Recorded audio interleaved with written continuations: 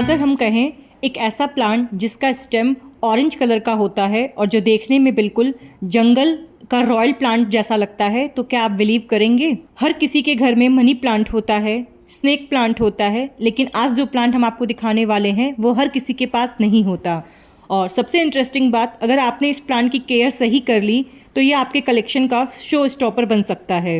तो hello everyone, welcome back to the garden corners.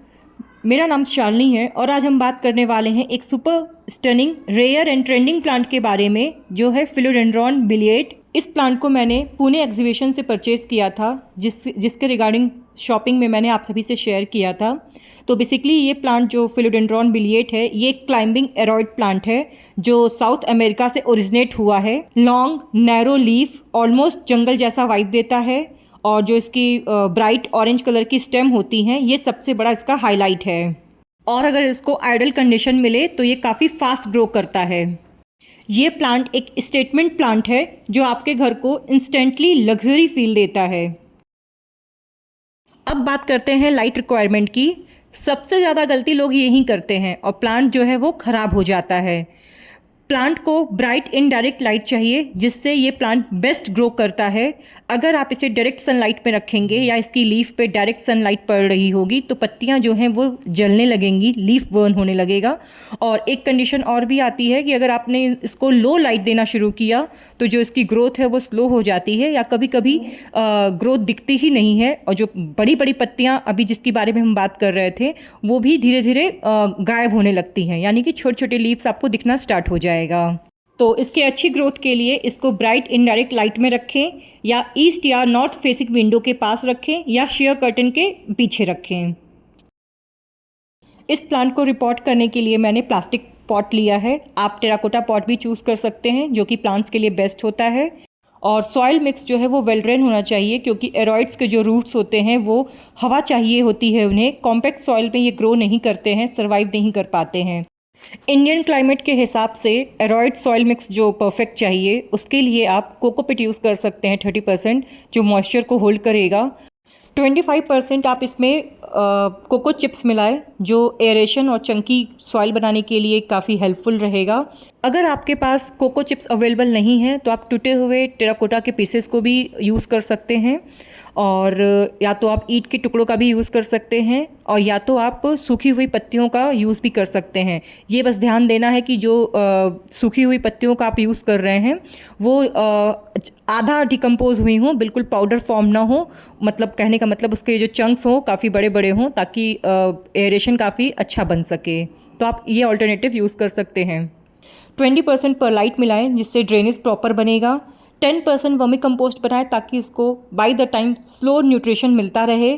5% charcoal pieces add कीजिए ताकि ये रॉट एंड ऑडर्स को प्रिवेंट कर सके। और 10% मेरा रिकमेंडेशन है कि इसमें गार्डन सॉइल ज़रूर मिलाएं। या तो आप टोटली सॉइललेस मीडिया बना सकते हैं, और नहीं तो अगर आप सॉइललेस नहीं बना रहे हैं तो 10% गार्डन सॉइल ज़रूर ऐड कीजिए, इंडियन क्लाइमेट को नज़र में रखते हुए। सॉइल मीडिया के इस रेशियो को हम आप सभी से स्क्रीन पे भी शेयर कर देंगे, तो आपके लिए इजी हो जाएगा। तो हम अपने प्लांट्स के लिए सॉइल मीडिया ऐसे ही क्रिएट करते हैं। अब बात करते हैं कि रिपोर्टिंग कब करनी चाहिए। पहली कंडीशन तब जब रूट्स पॉट से बाहर निकल रहे हों। दूसरी कंडीशन जब ग्रोथ बिल्कुल स्लो हो गई हो या रुक गई हो, या आपने अगर नया प्लांट परचेज़ किया हो तब हमें इसकी रिपोर्टिंग करनी होती है। और सबसे इम्पॉर्टेंट होता है मॉस स्टिक लगाना। एरॉइड्स को, मोस्टली एरॉइड्स जो होते हैं उन्हें मॉसपोल का सपोर्ट ज़रूर चाहिए होता है ताकि ये वर्टिकली ग्रो कर सके। और सपोर्ट मिलने से क्या है, इनकी लीव्स जो होती है वो काफ़ी बड़ी होने लगती है और प्लांट मैच्योर होने लगता है। रिपोर्टिंग करने के लिए रूट्स को अच्छे से चेक करें। अगर रूट को इसमें रॉट हो चुका है या आपको ब्राउन रूट्स दिख रहे हैं, उनको कट कीजिए। हेल्दी रूट्स अगर उसमें आपके प्लांट में प्रेजेंट हैं तो आप उसको अच्छे से पॉट में रिपोर्ट कर सकते हैं। मॉस स्टिक का यूज़ ज़रूर करें रिपोर्टिंग के टाइम पे। अब बात करते हैं इसके वाटरिंग शेड्यूल के बारे में। तो जैसा कि सभी को पता है, एरॉइड्स जो हैं वो ओवर वाटरिंग से हेट करते हैं, यानी कि एक साइलेंट किलर होता है प्लांट्स के लिए ओवर वाटरिंग। तो जब भी आप वाटरिंग करें, सॉइल को 1 से 2 इंच तक ड्राई होने दें, उसके बाद ही वाटरिंग करें। और वाटरिंग करने से पहले पॉट्स ज़रूर चेक कर लें।